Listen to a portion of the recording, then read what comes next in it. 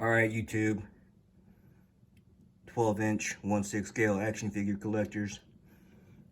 This is also up for sale from my immense kind of detail-focused 1/6 scale action figure collection. All right, this is a look at a sample headquarters element. So you got guys out in the field, and gals too, trading slugs with the enemy. M16s, M203s, light machine guns, and so forth. But behind the scenes, you got to have some command and control, and also organization. So there's some paperwork that goes into it as well. Your collection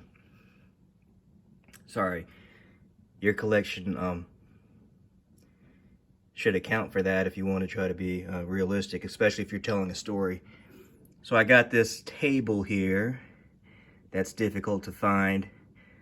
Got that from an eBayer known as Rattler Toys, something like that. I can put the link in the description. They're really have an assortment of difficult to find gear, and they're very punctual with their shipping. All right, this is the platoon sergeant I have here. As an example, he actually has the NCO stripes. He's going over some dog tags that he's got to issue out. So these are real scale dog tags. I got him holding them up so you can appreciate. Unlike Hasbro, which has the oversized dog tags, these are actually in scale with your 11 to 12-inch action figure.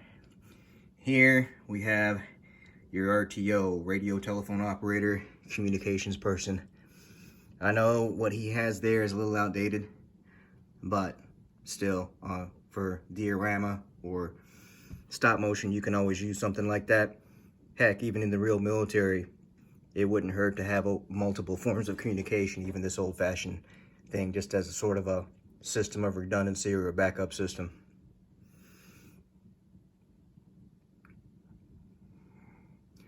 This is, I think I showed a video about this. This is a real pickup here. Anyone who gets this is from the Pearl Harbor collection. It's by Hasbro. It is under the G.I. Joe brand. And this guy's complete. I got a mint in box. I took him out of the box, so I'm not gonna ask for a mint in box price, but he's still complete. Very tight joints. I hardly did anything with him. I got him for diorama and display purposes, basically put him in a box for storage. Never got around to using it the way I wanted to, but doesn't mean you can't. This radio there, it has a battery in it, but it's non-functional. You might be able to change the battery and get it functional. I haven't really looked at it. I was more interested in it for the display capabilities. Now this table does come with the set. This individual with the headset.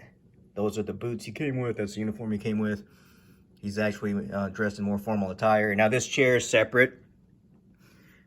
I got that from that seller I told you about, Rattler. I think I got it from the same guy who got me this table.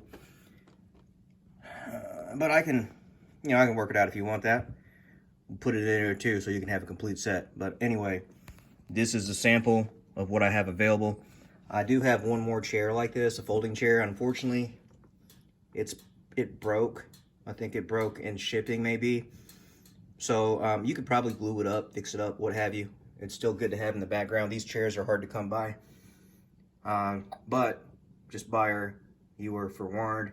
I can get you, I have 3 chairs like this, but one of them needs some work. So I'm not gonna charge or ask for the same amount of money on that type of chair. These chairs usually go for $7.99. They're hard to find. I don't know. If I were to sell them by themselves, maybe $5. But best way to get that is to buy a figure. I'll probably toss it in there for maybe $2 or $3 extra bucks. It just depends.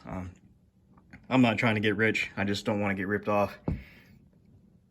I spent a lot of time trying to build up this collection. Now I'm having to get rid of it. All right, so here you go. Headquarters element, furniture up for grabs. All right, let me know. You want to make a deal.